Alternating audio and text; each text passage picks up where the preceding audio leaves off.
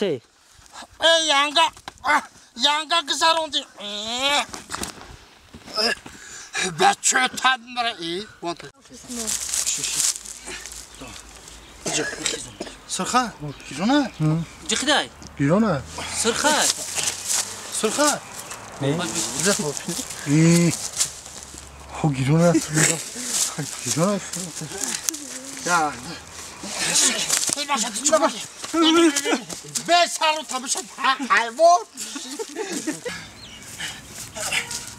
رحیم رحیم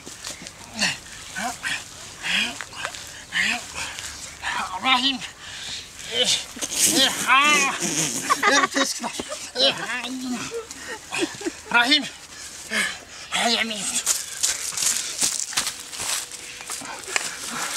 نه خیلی حیوان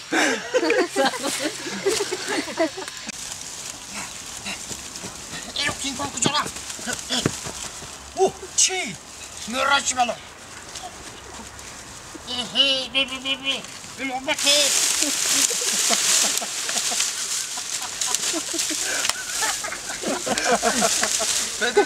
ناگیش دو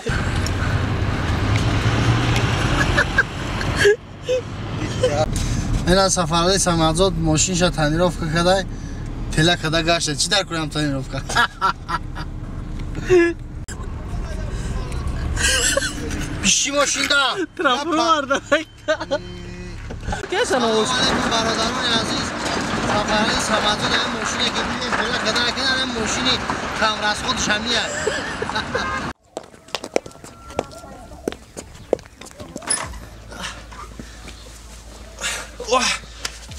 سابوک شدمه رچکه خراب تایر کردی ماشین شرط چیز که یانگت زده دورا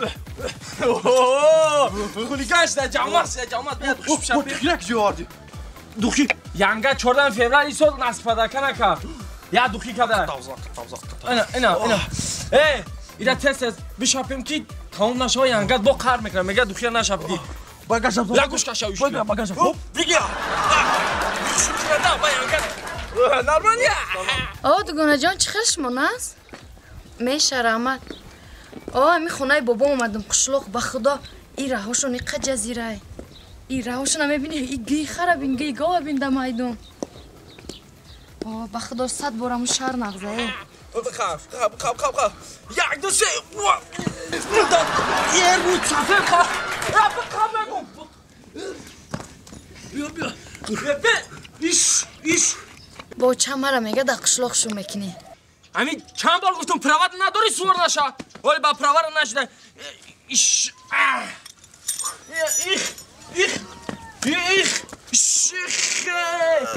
به چی زور مزنی همین پراوت نداری میگم نداری های نکه ولی روشنیک دای به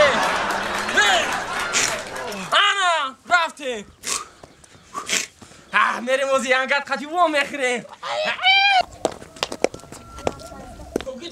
داداش کلا بچه دیر کردیم ولی میریم همه عروس ما با قرمز میکنم اوستا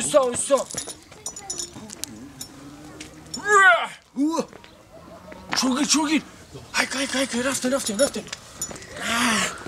کارو بی تر و یکتا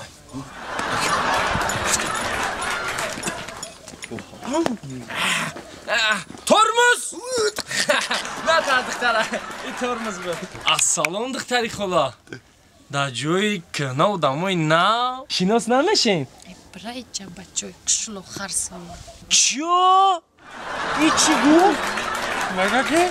شو بچه خرسور قشلوق بچه خرسور؟ قشلوق؟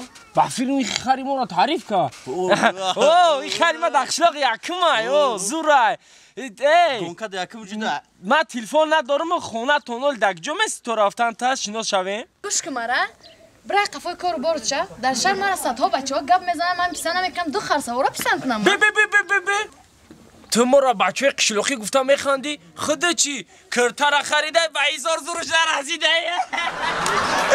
تو چی گفتی در خشر قفای ما بچه ها میدوان یا طلب بچه ها ای را یاد نبرو چیزی ارزون نایدمش همه میدوان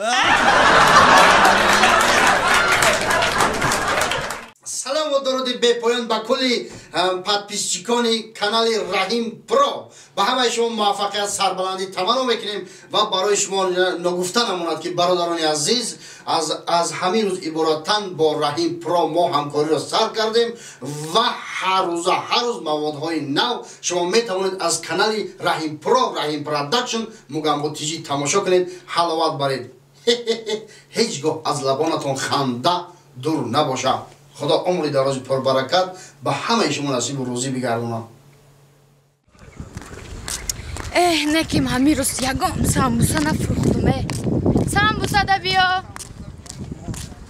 اکا جان سامبوسا نمیگه؟ سامبوسا گیر مکک سامبوسا نمیگیره؟ یه بازار همین روز خنک نه سودا سست سودا مردگی یک کس باشه همین ده کیلو سازی خلاص سودا کنم برام یه عبید کنم بیزارش یعنی چی تو اولایی چی بوده؟ اکاجان سلام علیکم. و علیکم سلام. نازی تا کجا مرحمت اکاجان مرحمت چی بتونم اکاجان؟ سازی کچ اینا برینج مایده دون اینا برای یارم برای چی برین؟ پیاز اکاجان همه جا 5 فروخته سینه بزرگ داره جوجش هم میفراد بین 5 وقتی دست 3 متر این کمویه چی؟ نه اکاجان این پرام در کنه برای افتاد نزنه گفتم بالاشم تا میپشونه. حالا 2 کیلو پیاز تجدید. 2 کیلو؟ چی مال اکاجان؟ خودم اینا جدا کردم فاس و فازونش هم اکاجان. اینا فاس و فازونش هم اکا جان سامسا گرمه که سامسا نمیگیره؟ چنده؟ این از گرمه که خوش رای نه آورد ماید شنبه 5 سومون یاد بعد تیر نبکنید. توکی ماشین تو باز بعد اینا میخواد اینا همه کالو اینا میگه نه اینا اکاجان یگام مایده نداره کلان جدا میکنم. او مالی ساعتی کلان شما مایده رو داد نگذارم همچه کی نگذارم اینا میسوزمه اینا کلان شد دارم کلان شد عوضه این سوداگر هم باید همه خی باشه سوداگر هم خیلی بود نمیکنی با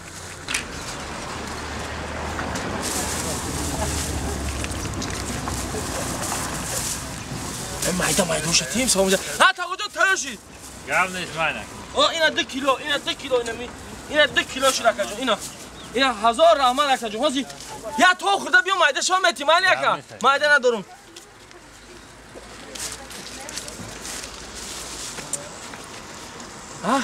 ابه چی شاگرد مکان که میرم ابه علیش نه اکا جونه با سولر رایی پامیدور تو چیکار میکنم از شنبه خدا خوردن نه شونی بگو در خمادر میفروشید آخر دقیقا پوست میفروشید شلغم میفروشید نمیگیرن اکا جان نه نمیگیرن خیلی ما پیش بیارم سلام علیکم بیا اکا جان سامسا گرم اکا سامسا رفتی؟ علافی هم هسته گوشتی هم پولتا تا بار داری از سامسا تا بخوابم گرمه یا خونه؟ چی؟ اینه که یک چی بیمانه بودن شما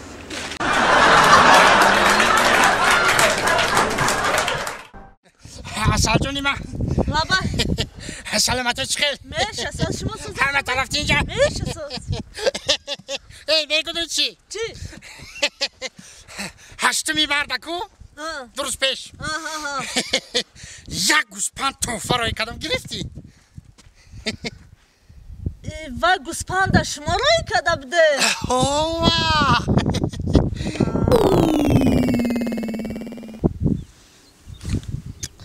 اصال جان جانی اصال 1000 رحمت برای گوسپندی رای کدگی کدام گوسپند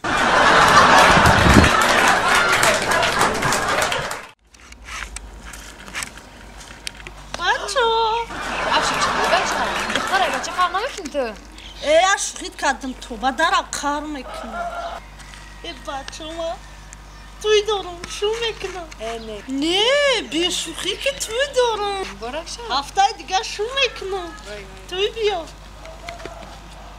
مرا نگاه کن اون لباسات کتی یا عروسی چی عروسی میپوشم آوردن تاخی فاسون دا کجا شو کردستی؟ در دشنبه چی؟ دشنبه دف شکتی شو کنی دشنبه نه دوشنبه سه‌شنبه دوشنبه خیلی شما دوشنبه میگه ما دشنبه خد دشنبه باشه ده همه قشلاق شو میکردی خیلی خودش مرا معقول کرده لیکن بیا تا بزاتی ندگون چی؟ سیدیت لیما اوخی چی؟ اوخی ما بغازای تو دیگه یکم دگونه ندارم همش جوره همش بچه‌ای گو همش بچه مایلا خیلی دیگه اونجا ما برام هم خطا مایلا دارم، خایم خطای کنم. مایم کار دارم برم بچه همین گپات نموندی بیا بزنیم بچه بزنیم خوشدون مالادس اخیر گرفتن تا خدا شما را نصیب کنه خدا اکما را خوشبخت کنه و شما را هم خیر رنگی ما خسندی نصیب کنه آمین آمین جورا خیلی کمبودی بود یکم وای بود خیلی دای داودا و توی بخشش زیاد اکر انجام بچه خوش اومده یه بار دیگه یکم کمبودی باشه دای داودا و توی تالتوز خیلوش میشه خیلوش پرابلم نیست قربان خدا ما را اکر خوشبخت کرده ان شاء الله الله ما مصاحبه دست همونده سرش مونده تشوا نصیب اخیر گرفتن تا قربان خاک بدای آدم کی مرا بگیره خاک مال پیش رفتن یه چیزا گم خاک ما دوست برادرم گپ برات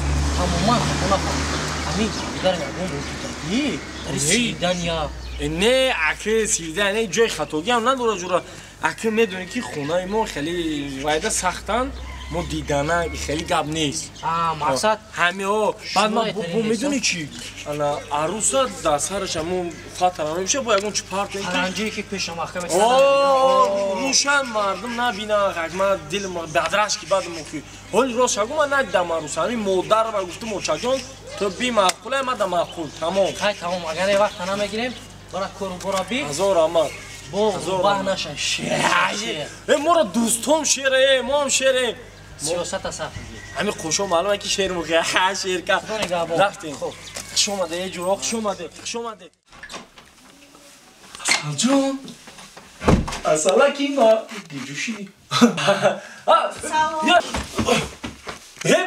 بچه ای بروی رئیسالی شرمنده این توقی شبیه زانمه کش توقی عروسا میگیم شرمنده ای بای من گوش کن خیلی لیوین کده بودا پیش من تبکرم ما برای کنم شرمنده میمونی بودن یه زانمه کشی خونه خوی ما بچه مرا گوش کن چی را گوش کنم با؟ این زانمه کشی خیلی لیوین کده جا خیلی همینو مرا گوش کنه چی را گوش کنم با؟ ایده شرمندگی تا گوش کنم یا باید کلیک دیگه هم داری شما یک بار مرا گوش میکنید اینم گوش کده استم ها شما میدونید ما کیم کی؟ ما همون کلین خش کرده و چای شما چی؟